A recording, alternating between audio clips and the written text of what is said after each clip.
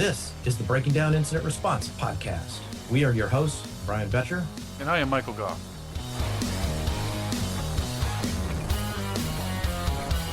And yes, welcome to show number 000, the first edition of the BDIR podcast.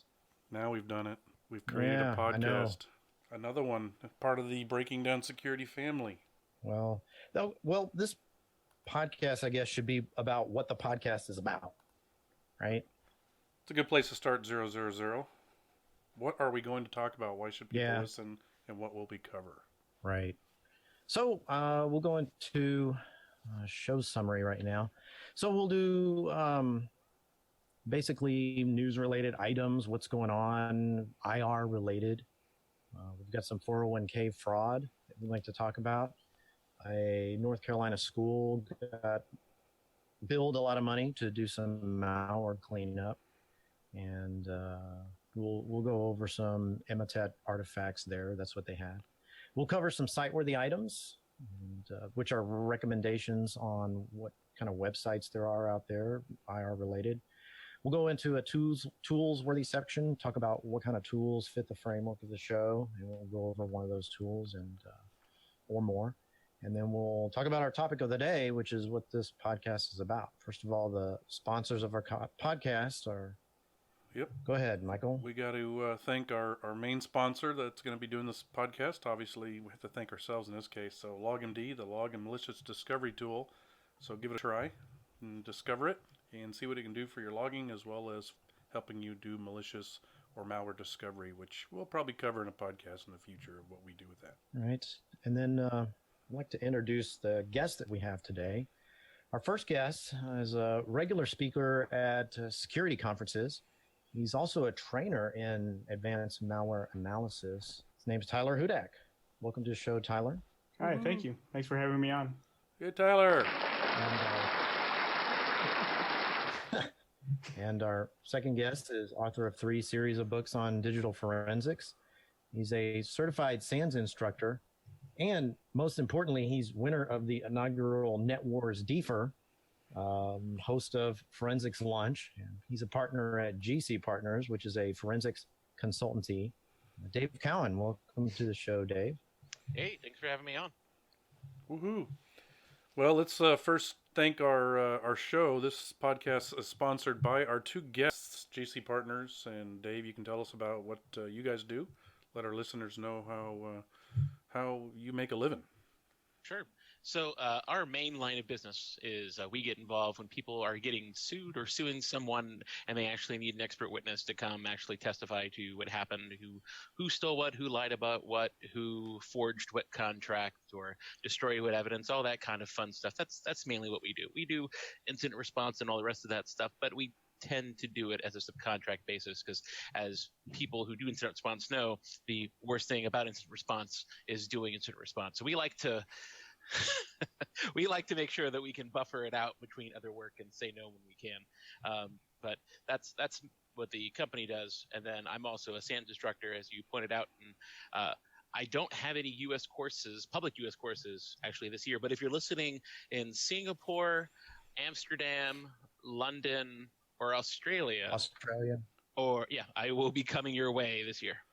Down under. I love Australia, especially in the wintertime. What is there, some kind of legal thing where you can't teach SANS course in your own country? What's that about? So I've been teaching SANS courses in the States for a couple of years now. But this year they're like, hey, how about we let you go out of the country? And I was like, yeah, I'll give it a try this year. Let's see how it works. And so the ones they offered that were really interesting happened to be amazing, fun cities. You know, it just happens to work out that way. Business class, that's the one word I'll tell you when you fly to Australia. Yes.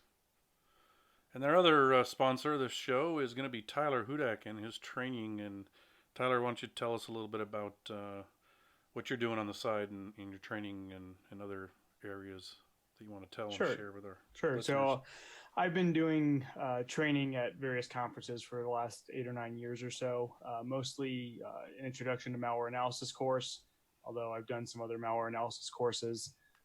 The one that I have coming up is the one that's confirmed right now is Circle CityCon, which is going to be end of May in Indianapolis. I'll be teaching out there. And then I also have actually two courses on the Pluralsight training website now. One is a malware analysis fundamentals course, and one is one that was actually just released today. It's a analyzing malicious documents course. Okay, and explain Pluralsight a little bit to people, because some of us and the listeners may not know exactly what the makeup and how they do their subscription-based training.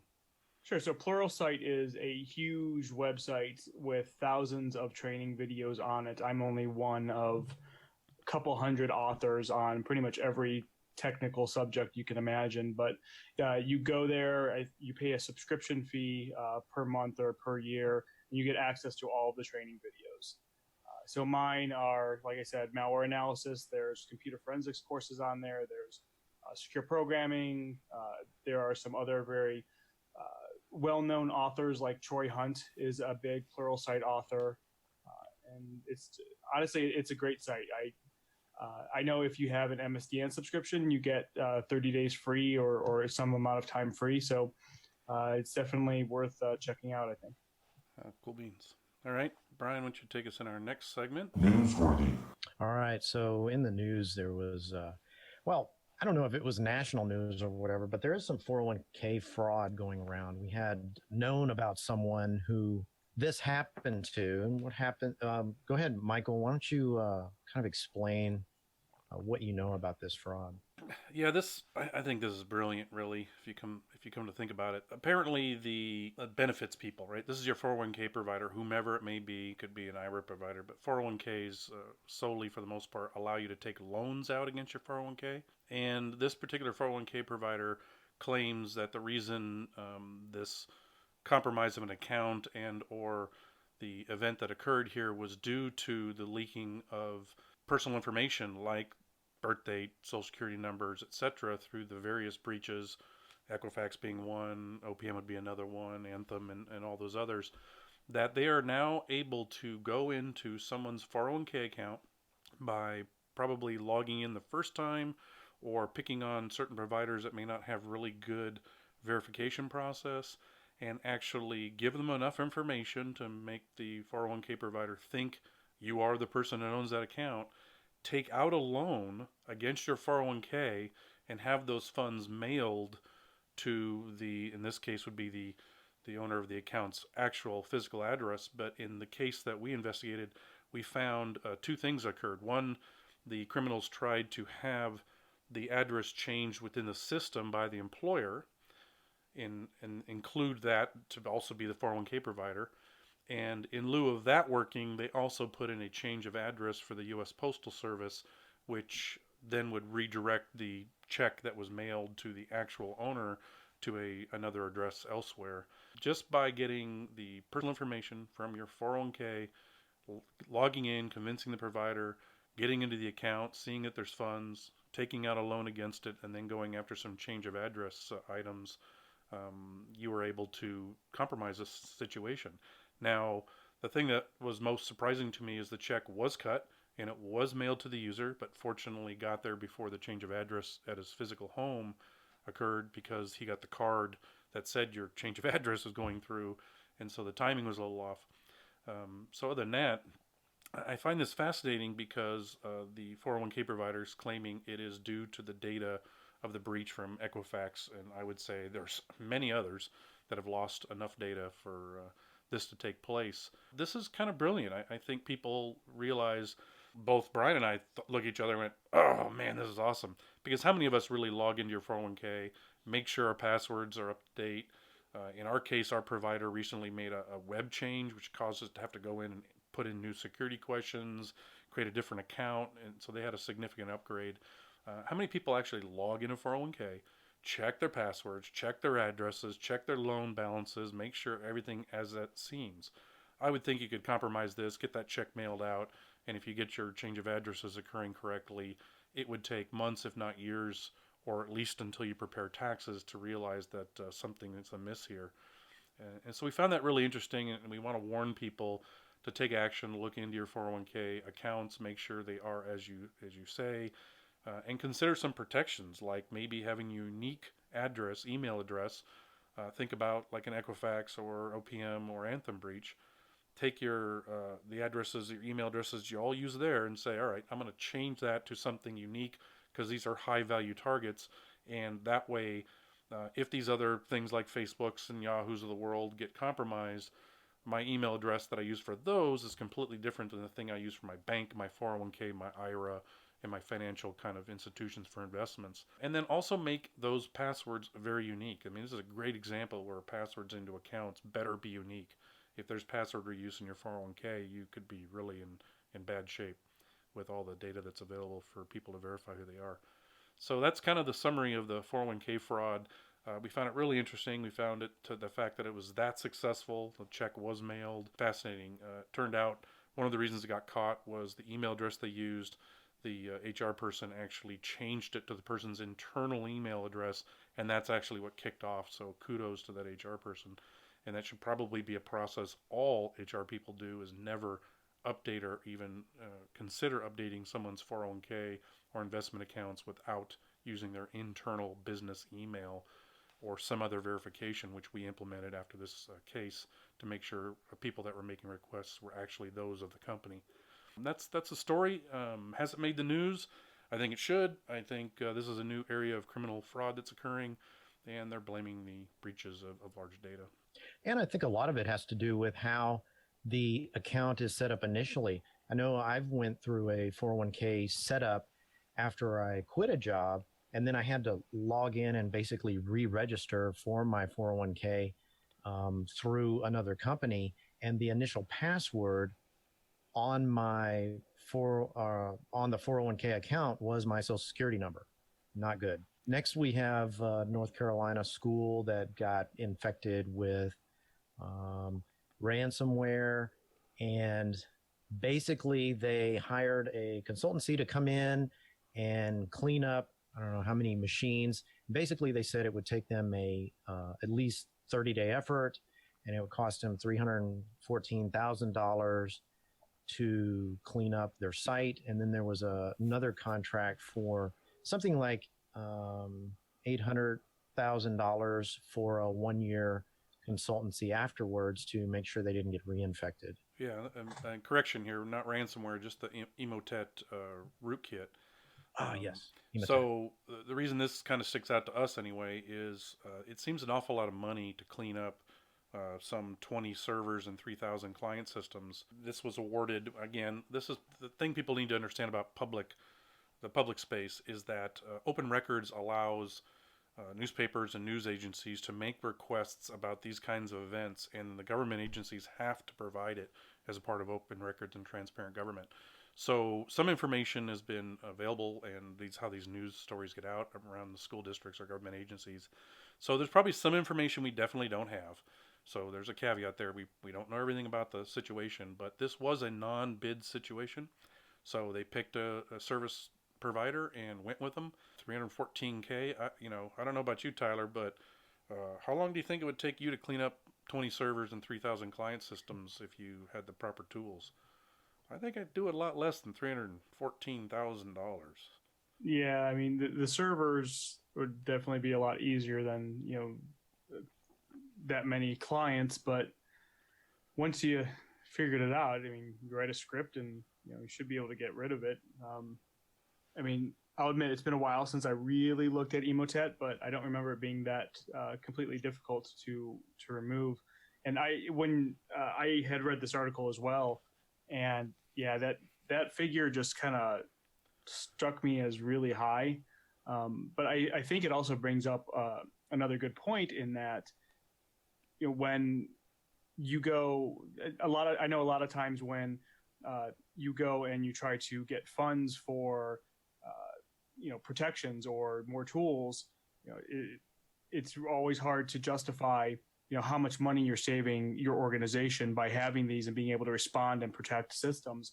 I think anybody can point to this and say, well, here's one example that is in the news that the figures have been released. It cost them $300,000 plus however much money going forward because they didn't have the adequate protections in place. Yeah, I think for this kind of money, Dave could do forensics on a handful of these systems, know everything there is to know about what this system modifications were, and then provide that information as a part of cleanup. Um, uh, Y- this Yeah, I this mean, is why at this this news. point, what I would think is that one of two things happened. Either one, someone thought there would be a notification event, so they're actually doing deep dive on a number of these systems to see whether or not any of the other data actually got put out. But two, I mean, typically these are insurance covered events, so it could be that someone decided to be more thorough. That's a good point. Insurance, not my money. Yeah, both Brian and I looked at these numbers. I'm like, wait a minute, they're telling me 314,000. Now we've dealt with Emotet and getting it and putting it in the lab and detonating it. It's not that complicated. There is some in-memory components of it, which, like all good IR people, we just bounce them. I know Dave's going to hate this, but we just bounce the box, pull the power, and boom, we flush memory that way. Completely kills your forensics scenarios, but if we're talking about cleanup here, or I'm talking about cleanup.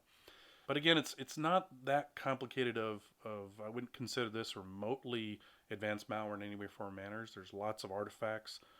Once you understand, there's been plenty of write-ups by Trend Micro and Sophos and McAfee and Minerva Labs on what Emotet does, and you can pretty easily clean it up. I mean, it's just a service. Uses a service. Some of the early ones did a scheduled task. They created a couple of unique directories to see if they were in a sandbox to do some testing there. They did use a startup folder, drop some files in Windows, System32, Sysfile64, but they used the typical directories of appdata local temp, appdata local in some random directory, and appdata roaming Microsoft Windows where they drop their binaries. Not really hard, not really complicated. Once you identified what Emotet did, you could easily clean this up. So that's why this story stuck out to us as like, wait a minute, what?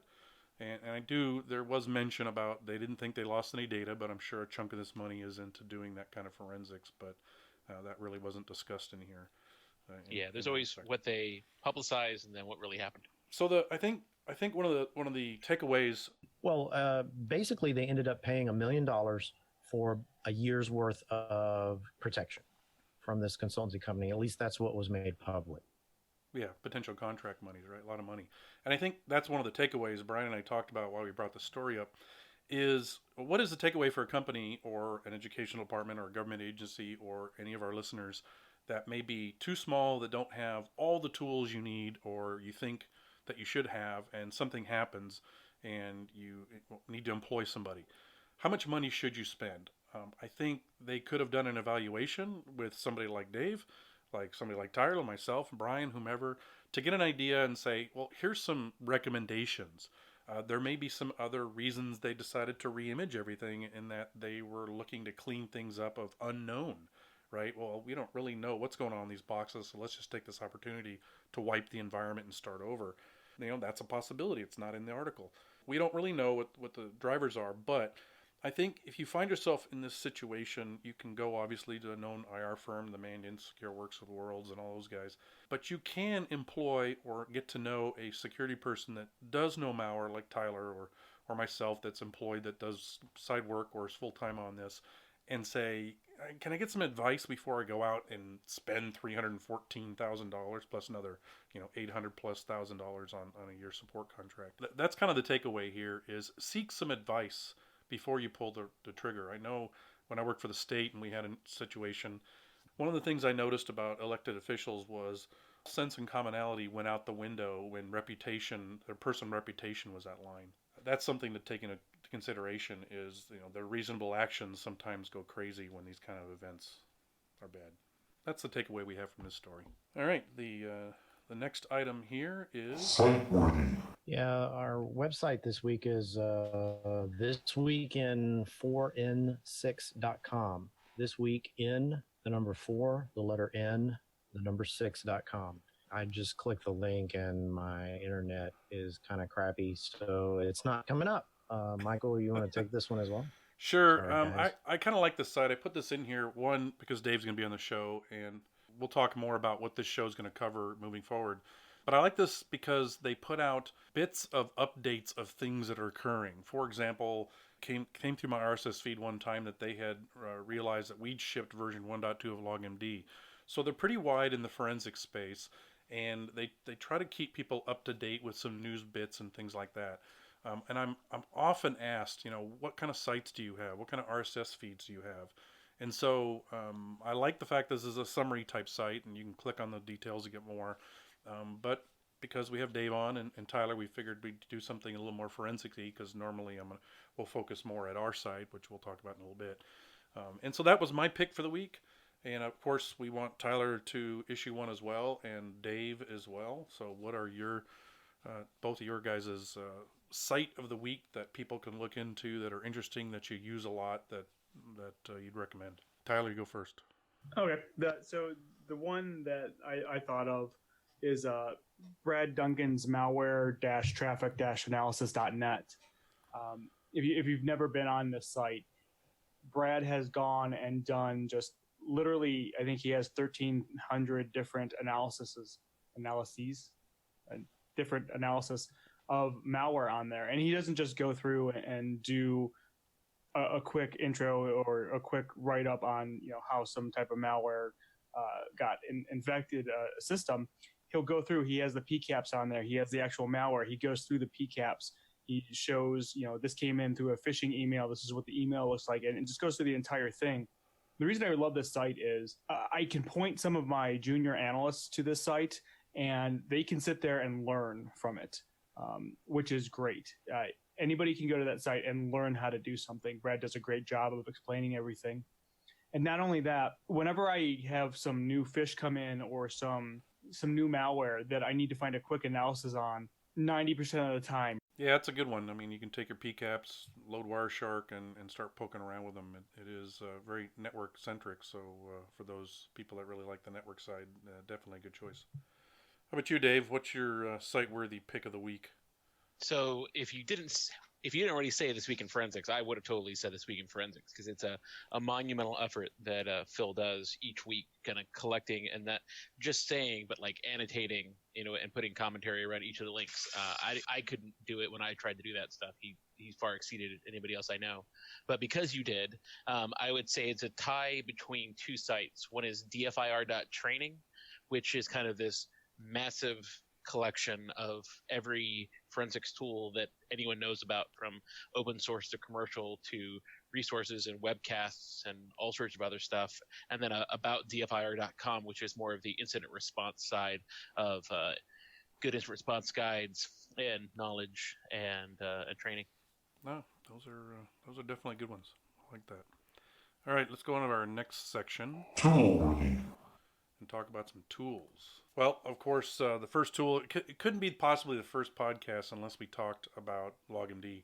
And of course, everybody, we have a free version of it, so go out there and play with it.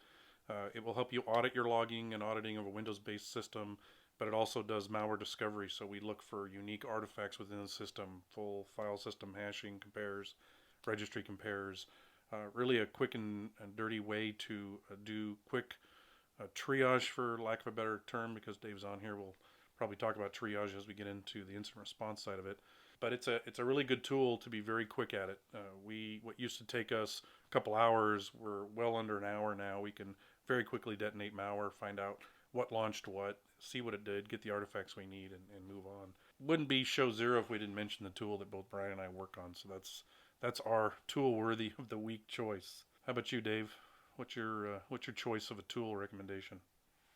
So I would probably be in trouble if I didn't mention the tool that we provide for free and sell as well, which is called Triforce.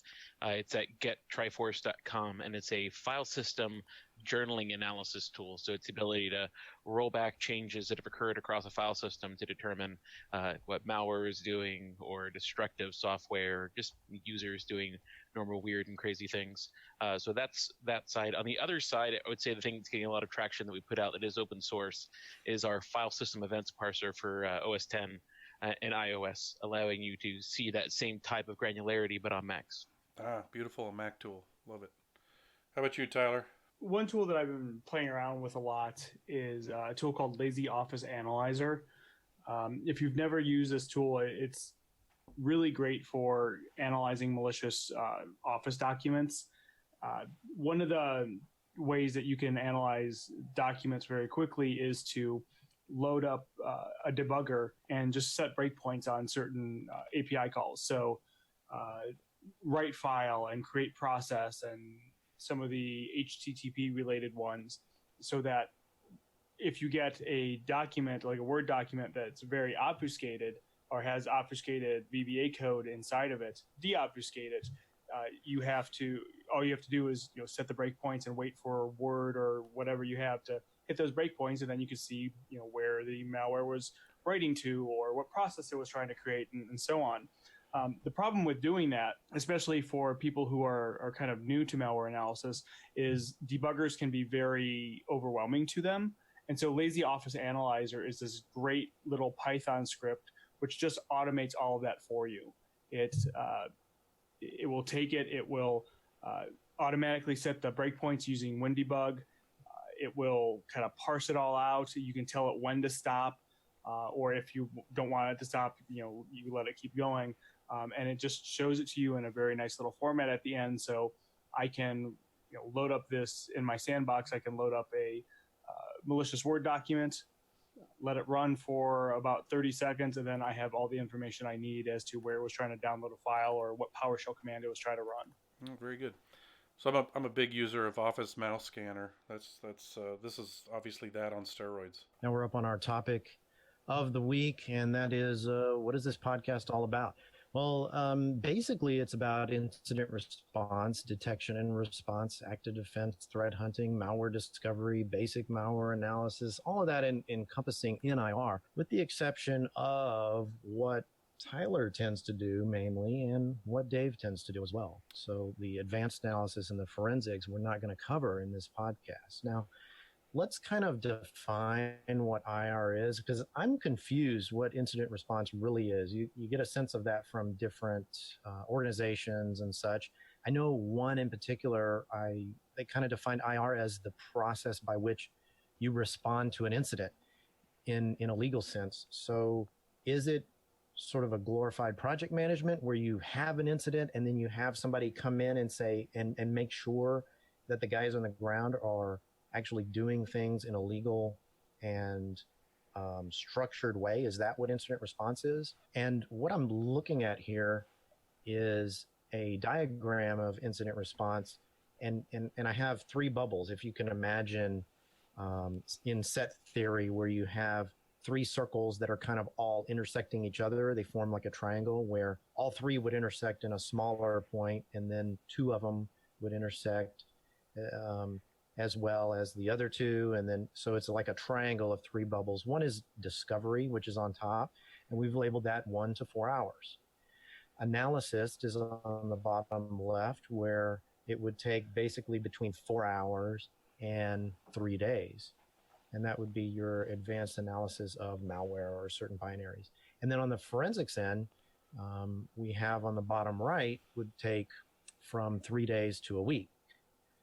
Do you guys agree on that? So I think one of the reasons we want to bring this up is DFIR, I think, has gotten very wide in regards to the various areas. In my training, I break it up into basically multiple parts, 5 parts. Malware discovery and basic analysis is what I tend to teach and train. Then there's the advanced analysis that Tyler does and the reverse engineering. And then there's the stuff on the far right that Dave does, which can encompass everything to the left. I break this up from being an incident responder in big events. I dealt with the Chinese in the gaming, where stuff to the left takes less time, stuff to the right takes more time. I can do malware discovery and basic analysis far faster than probably Dave can do forensics, and get enough artifacts to allow me to take some immediate action, do the triage portion of IR or forensics to get things going, to get things blocked, to get things black holed, to get some items identified so we can do some hunting. And so there's a breakdown, I think, now within DFIR that allows what we do on the left to what Dave does on the right and what Tyler does in the middle, that we all have verticals now within DFIR. And so I think the bubbles that we'll have these in the show notes that Brian's referring to with discovery, analysis, and forensics kind of breaks down into those 3 pieces.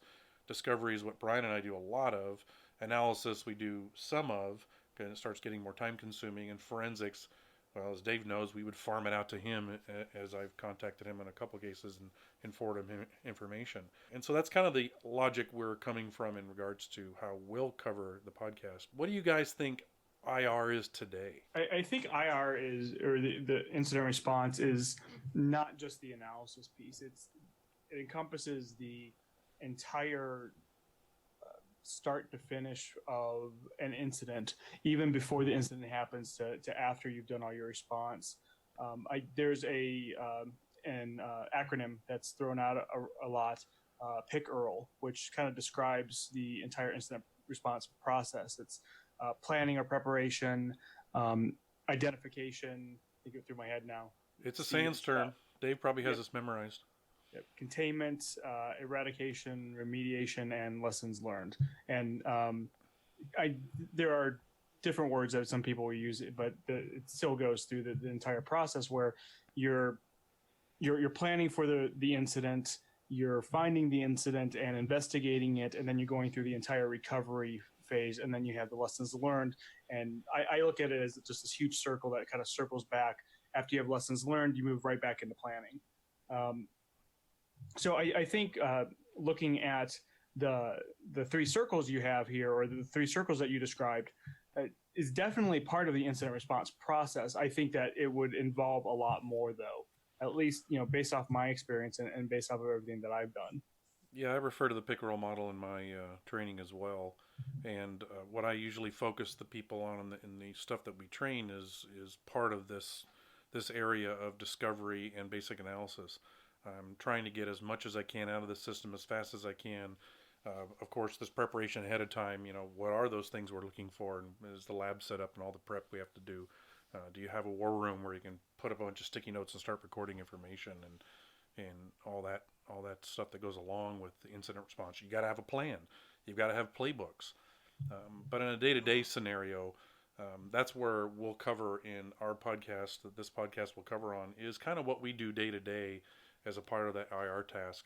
We'll have people in. We plan to have Leslie Hack for Pancakes on here to talk more about the process of incident response and the project side of it, and people like that. And of course, we have Dave and you on today. And so, Dave, what do you think on this space? So it honestly, for me, depends on my client. So obviously, we're outside consultants. So it's typically, it only bubbles up to us when it's terrible. And because of that, I've seen different companies treat IR in different roles of capacities as they evolve and mature because terrible things keep happening. So for some of my clients, IR is what happens when the SIM has an alert and they decide to do something about it. For other people, they generalize IR much larger, and it's not just the technology assets, but it's any type of incident that could occur, from physical to natural disasters to anything else. So a lot of it depends on the company, the culture, and what they've dealt with in the past. But for me, what's interesting about IR is that a lot of times we get focused on commodity malware in IR, and people get surprised by the other elements that then come about, which is typically where I get interested in and where we get involved. Is not so much the commodity stuff, because like you said, it's fairly rapid. You identify it, it's known, you already have other write-ups for it. It's when you have either non-commodity insiders or just plain people, bad actors, who are coming in, not necessarily using malware, but actually just not claiming nation state here, just criminal groups making use of your system. So today, for instance, we had a call from a managed service provider who says 2/3 of their systems got taken over by Bitcoin miners. Ouch. And so 2/3 of a very large number of systems. So that wasn't so much about malware or even part of the traditional response process. It was, okay, well, crap, what do we know about this Bitcoin miner? Can we figure out when it got on? We need to do the analysis and then start tracking the wallet, which mining pool it's part of, and where the profits were going. Yeah, so now we're getting into the who did it and what exactly did they do, right? This is more of the details around the forensic side and defining forensics. Maybe as part of DFIR we should have kind of a forensics definition. I generally tell people, when any time you're thinking about an employee and they could have action taken in against them, or criminal activity where you might prosecute somebody, then you're going to stop and you're going to go down this forensics path. You got chain of evidence and all the stuff that goes along with that. The only thing I would add into your list there is if there is a notification event possible. Yes, right, exactly. If there's potential that we're going to have to notify somebody that, we lost your data. I would totally agree with you there. Yeah, the second notification comes in, the lawyers come in, and then typically that's when things get messy. Yeah, I mean, it's totally different how we would handle malware, which Brandon and I deal a lot with that. But if I have RDP open in the internet and I RDP in your environment and I start crawling around and I start plopping Bitcoin JavaScript everywhere, you're not going to quite treat that like malware discovery. This is a little different process, a little different playbook you're going to have to follow. Exactly. All right. How about analysis, Tyler? How do you define your analysis space? So I do basic analysis. I get about 12 tools that I try to lock people in. I kind of say become masters of this first before you go take Tyler's class. So when the fire hose gets opened up a little more in Tyler's class, and then you can go to take a SANS class after that, and it opens up really wide when they spend 3 days talking about tools. That you're really good at one area first before you move on to the other area. How do you define analysis in regards to the DFIR space that you play in, or as DFIR in whole? When do you stop? I always tell people, try to get it down to an hour. Try to get a refined process down to an hour that you can repeat over and over and over again very quickly. Windows, for Mac, for Nix, etc. And then in some cases, you never do it in an hour. You may take 2 or 3 if you're dealing with a large Unix system or whatnot. What should they focus on, or how do you define where you start and end? Do you have 2 parts to your basic analysis and advanced analysis, or 3 parts with reverse engineering? How do you define that?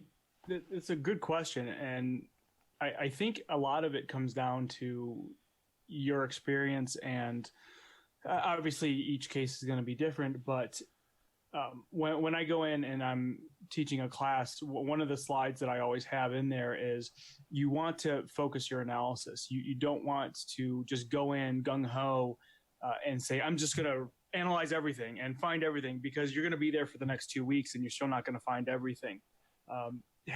I always try to tell my students and the people that I'm working with to have questions in mind that they want to answer. So to go back to the Emotet example that you talked about earlier, if you had that and you wanted to analyze it, and let's even just go into that school district, what were they trying to figure out, or what would I have been trying to figure out in that? It would have been, how do we detect this? How is it reaching out to any websites? Is it reaching out to any command and control servers that we can then look on the network to see who else is reaching out to those command and control servers? How is it maintaining persistence? What registry entries is it dropping? What files is it dropping? So that we can then write a script to remove it.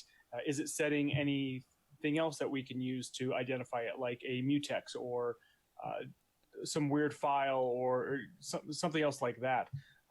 Having those questions in mind are going to allow you to focus your analysis and determine when you're going to stop. Because once you get those answered, then you can stop and then move on to the next phase. And if they bring up more questions, then you can still move on to those additional questions. But you'll at least have that initial set of data. You'll at least have that initial set of data that you can go in and look at and hand off to show that you are making progress.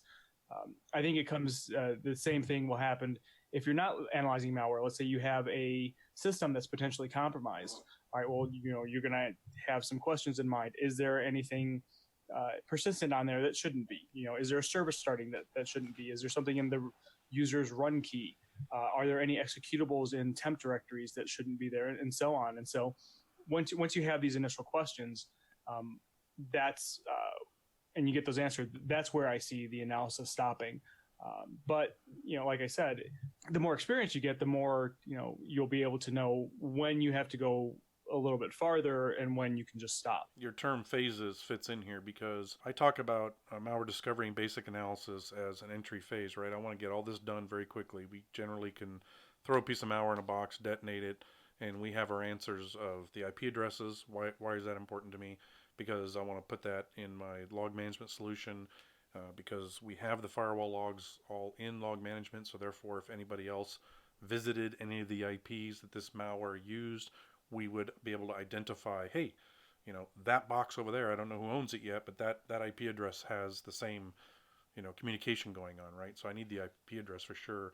And then knowing directories and files and auto runs and things like that allow me to quickly go to that box and say, look here, here, and here, and here, and say, okay, I know this box has the same thing or something similar, and I can take whatever cleanup action or know that at least that's done, right? That's my phase 1, malware discovery, basic analysis. I've done, the SIG checks and things like that, and I know basically this is what's infecting the box. I can make the decision at that point to then go into more advanced analysis, do the word, take the Word doc and do the whole analysis like you mentioned in your tool, that you mentioned in the toolsworthy section. And then, or you isolate the box and you then set it aside and you call Dave and say, I need a forensics analysis on this. I look at that second phase being more advanced analysis and even reverse engineering, where when I dealt with the Chinese and dealt with that, obviously, this is custom-made malware, right? Unique for one company. When they attack you, it's even got your company name and the stuff, so it's very unique to you. And you say, all right, how much time do I want to spend on this? When you get into that, and you're talking about advanced malware that's unique to one company, you spend a lot of time in advanced analysis and doing reverse engineering on it. Where companies now, IR firms, SecureWorks and Manions of the world and others, you can actually use your hours when you have them on retainer for an IR gig towards the end of the year or as a part of the year, use those hours and send them payloads you want them to reverse.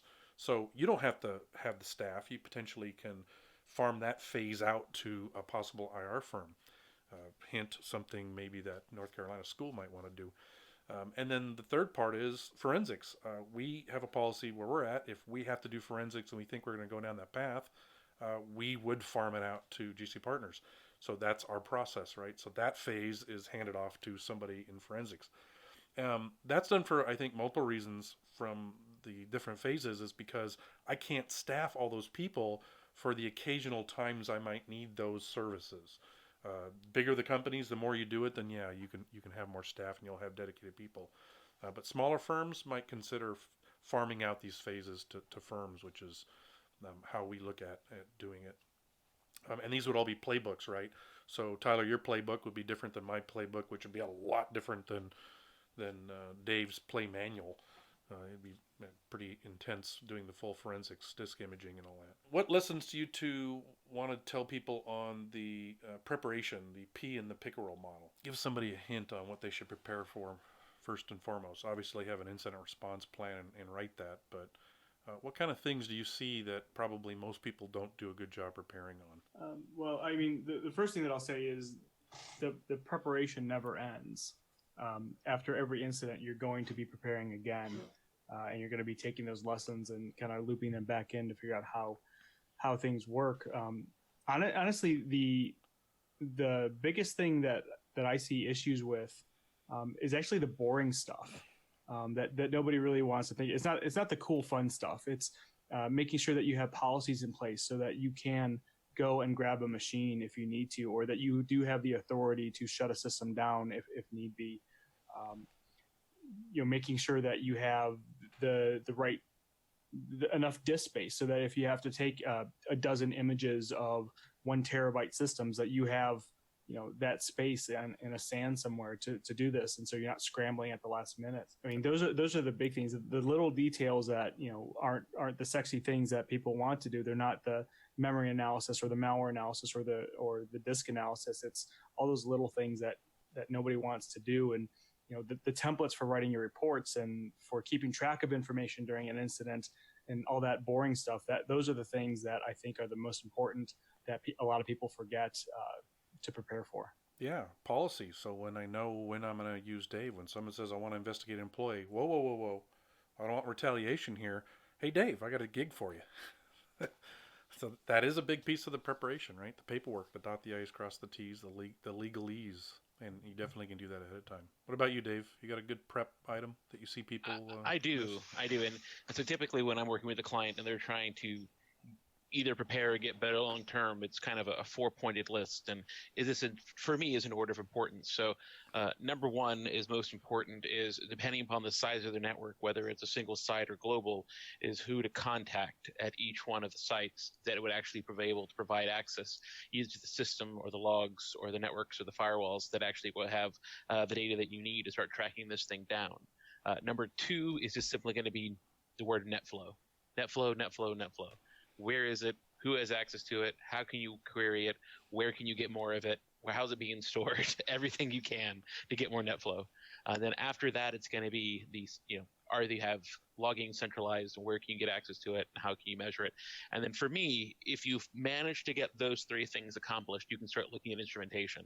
And you can use a lot of different acronyms from different vendors for that.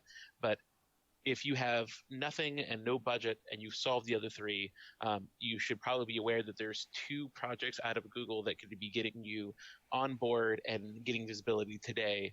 One of which on the threat hunting end, which is the Google Rapid Response that I think a lot of people are aware of, but at the other on kind of the open source Carbon Black end is a tool called Lima Charlie that's out of Google's security department, which is this amazing state and non-state detection system that can actually you can run locally in a Docker or up in the cloud to start actually pulling in these events as they trigger across your systems.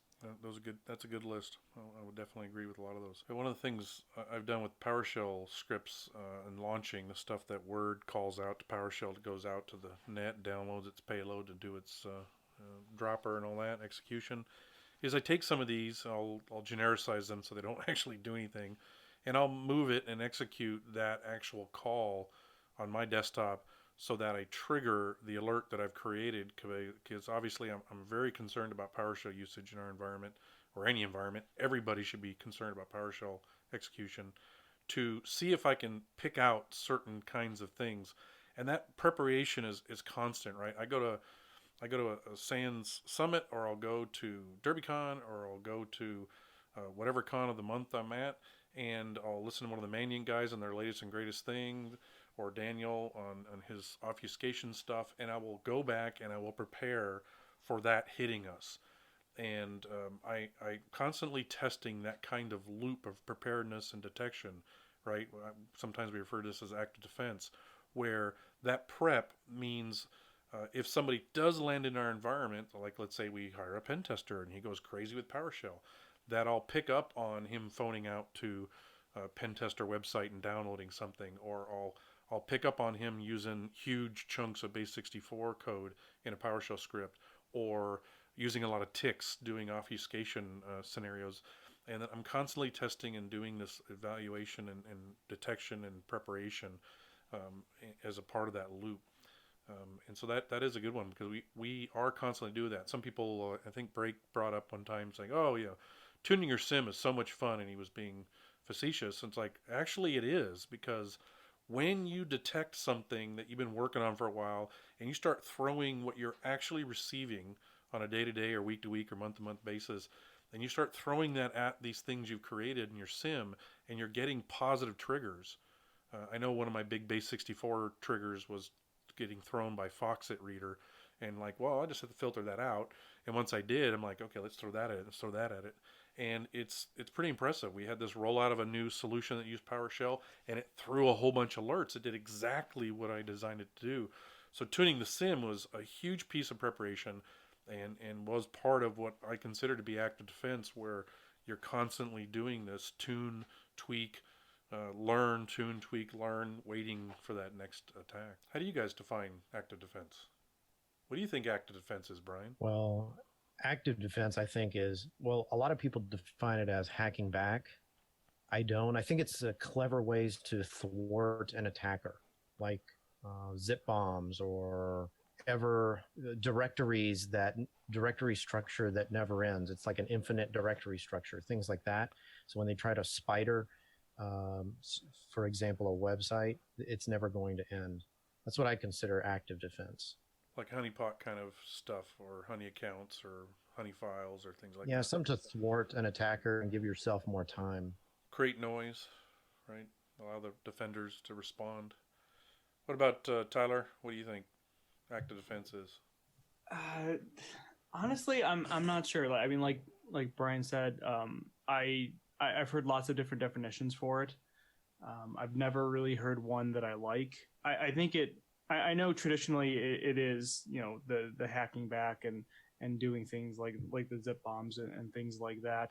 I've never been a big fan of that, because I always feel that it opens up too many cans of worms on your own end. Honestly, I don't know. I'll be honest with you. I really don't have a good definition for it. All right, that's fair. Is it vendor speak? Vendors used to use this term an awful lot. Yeah, it probably is. I mean, the best thing that I can think of is, oh man, I can't even remember the name of the tool now, but there used to be a tool that one of the, David, you may know who it was that put it out there, but a number of years ago, one of the SANS incident handlers put out a tool that would wait for incoming scans. I think that it was specifically made for SMB scans, but you could change it, and it would just use the way that TCP/IP worked. It would respond back, but it would respond really slowly, and it would just basically slow their scans down to a crawl, and they ended up having to take it down because of a law that came out. But to me, that would be active defense, is using the attacker's tools against them to slow them down or make their data non-existent. It's almost like the whole thing that you don't want to on the defense side of, you don't want to or you want to make your network only a little bit harder than your neighbor's network to get into, because then the attackers will go after your neighbor's network because it's easier. If you can slow down the attacker's traffic and things like that, then they're going to hopefully abandon looking at you and then go off to somewhere else. Hopefully. That would be the ultimate goal, right? Yeah, go pick on somebody else, please. How about you, Dave? Do you have a description for active defense, or does SANS have something that they have a nice definition for? So I know SANS does. They have a new class out, actually, for active defense. But for me, there's kind of two definitions. There's the classical vendor definition of active defense, which is much more around the IPS devices that are going out there, putting up fake services and hosts, and basically when people respond to them, then triggering events to occur, or detections, or additional kind of responses. But what I'm seeing, and I'm not going to name names, but I'm seeing one of my smarter and larger customers doing now, is that their new version of active defense is what you would classically call kind of counterintelligence, where they're actually setting up fake networks, and when they see certain traffic, they're basically rerouting the attackers and natting them into basically a fake net, which mirrors their real network, to actually try to find out either what they're doing, or to feed them bad information to lead them down either the wrong path, or if it's for competitive intelligence, to feed them bad data to make them make bad decisions. Ooh, I like that idea. All right, let's talk a little bit about threat hunting. This is kind of a new term in our DFIR area, where threat hunting is now becoming a full-time job for individuals in the industry. And we know some of the bigger companies do quite a bit of this. So what's your take on threat hunting? Where do hunters fit into all this? I mean, I think that threat hunting has become an integral part of the incident response, the entire DFIR process. We talked about preparation and identification, the first two parts of that pickerel. I think it fits right in there, because you have your traditional ways to detect attacks through logs, through antivirus, through NIDS and IPS, and even now with the EDR type systems. And and the attackers are human, or most of the attackers are human, and so they're going to change and they're going to modify their tactics. And so you can't just have a automated system looking for signatures. You need to have a human on the other end who can think as well, and say, all right, well, if I was an attacker and I wanted to laterally move within the network, how could I do it? What are the top 5 ways that I could do it? And then use that and figure out, all right, well, based off of that, what logs do I want to look for? What evidence do I want to see of that? Without that, the defenders, if you're not doing that, or don't have some aspect of that going on, I think you're in a losing battle. So to kind of circle back around to your original question, I think threat hunting has absolutely become a integral part of the whole DFIR and incident response process. Yeah, I take hunting even to the extreme of where, if you bring in a pen tester, one of your jobs as a defender, the blue teamer side, is to hunt to find out what the pen tester did. If you hire him for a wireless assessment or web-based stuff, is go hunting to figure out, what did they trip? What did they trip that I did not detect? What can I tweak so that next time they do this next year, if I hire the same firm or a different firm, can I potentially catch them, right? Go hunt for things that I can improve the security defenses, but also try to set up items that can detect things in general. Like, hey, I've got the solution that I can check and whitelist out all the run keys on my servers. Maybe I can flip this analysis to just sit there and go off every hour if there's any changes to any run key and HK users, HK local machine, or whatever. And I can trip people on that, right? So I'm gonna use these tools. Maybe I either know the limitations of a vendor tool, or I take the tool and I exploit that tool into doing things it probably wasn't initially intended to, or doing a lot more with it than it was intended to, so that I can use it to hunt. And we know, obviously, in the Google GER case and Mozilla Investigator and Facebook's tool, that's kind of what they design these tools, right? To query the system. Hey, do you have a file in this location of these properties? Yes or no, right? To be able to say, I found one over here. Does anybody else have this condition? I have this large reg key in this key structure. Does anybody else have a large key in this key structure that might have been indicating a hidden binary in the registry or something? So I think hunting kind of is built into your defense nowadays. I think some of the stuff we do in our malware discovery and analysis, we can feed into hunting, and it works really well. I'm sure artifacts that Dave would bring in and say, hey, we found all these things, and matter of fact, I was on the forensics lunch one time, and Dave was showing me some shroom stuff, and I stopped him. I'm like, wait a minute, what? I can totally see using this. And Brian and I actually integrated that in LogMD and found a case where we worked with a contractor and found where that whole mentality allowed us to then know exactly how long that contractor's machine was infected. So we understood how long the event was going on. And so hunting is kind of this ongoing, constantly looking for things from the bad guys and or artifacts and or behaviors, and also finding what your pen testers did. I think there's probably not enough of that going on. I think we hear about the purple teaming from our pen tester vendors trying to improve their service offerings, but I think blue teamers, the defenders of the networks, the customers, need to hunt what their pen testers do as part of threat hunting. At a minimum, start there if you're having regular pen tests done. What about you, Dave? Coming from the forensic side, this is probably a little different. You're hunting the entire remnants of everything that happened on the box in a timeline. Yeah, I'm very happy that threat hunting is becoming a thing, because it means that people are no longer being passive about waiting for a similar to go off and then putting their head in the sand if it doesn't, assuming that everything is fine. So I'm happy, even if I don't agree with everyone's definitions of how they do things or why they do things. I'm just happy they're doing it and they're looking. So I think it really depends on the maturity of your instrumentation, how you can hunt. I mean, I think at a minimum, just getting a threat intel feed into the tool of your choice to start looking for the basic indicators is great. To actually start proactively looking for this stuff. And then when you're ready to move up, you can start integrating. I don't know if you've seen the amazing document that came out of the Japan cert, where they actually started tracking all of the major artifacts left over from the most popular lateral movement tools. And they actually turned that into a set of signatures that you could start looking for in your hunts. And then above that, you have, what Microsoft has done, and I don't know if you've heard about this, but Microsoft's red team runs year round and their blue team hunts them year round.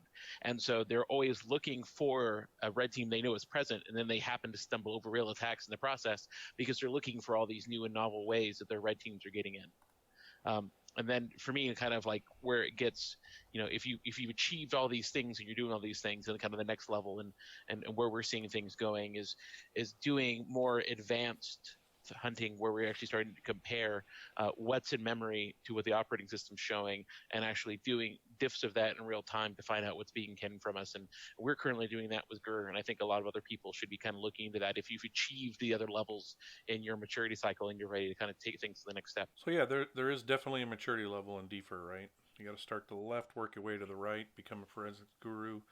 I think a lot of people try to take too much on when they're learning this space, and it overwhelms them because now there's so much to do. I want to be a malware discovery, basic, advanced analysis, reverse engineering, forensics guru. Jack of all trades, master of none.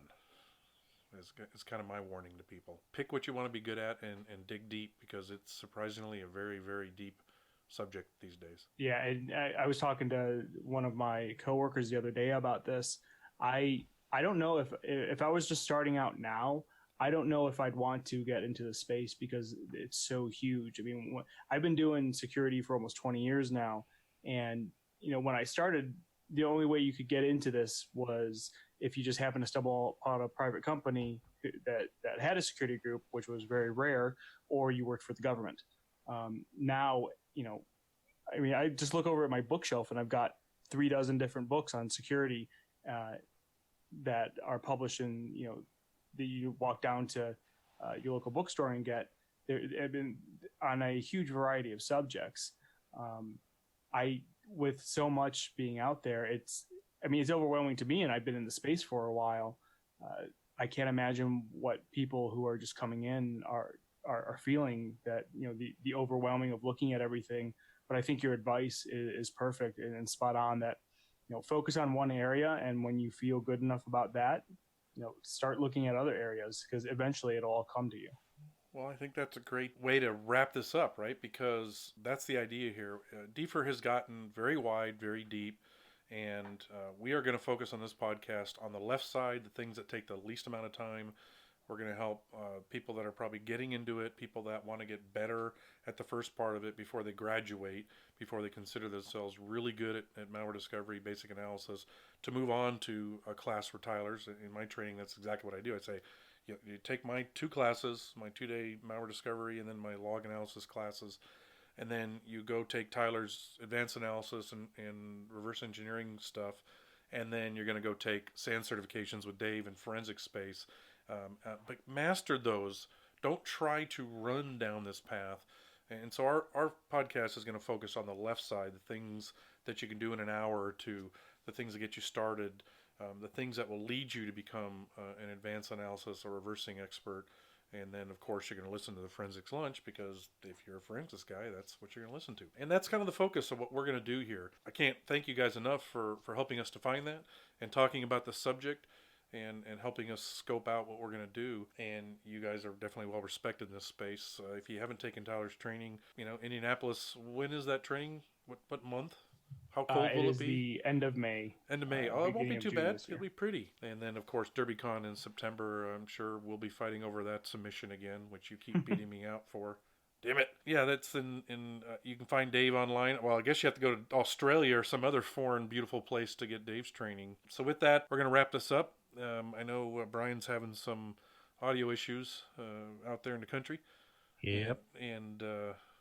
But hey, we'd love to plug your stuff some more, so be sure to look up Tyler's Pluralsight, Tyler Hudak's Pluralsight stuff.